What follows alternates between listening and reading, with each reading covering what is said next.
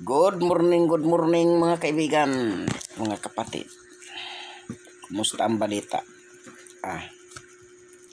Masaya ba? Balitang politika na naman tayo. Kumakalat sa social media na ito daw si Tamba ay gagawing state witness.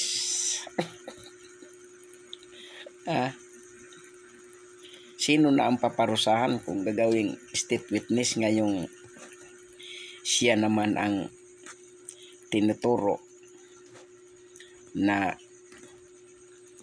may pakana at involved sa mga ghost project ayon sa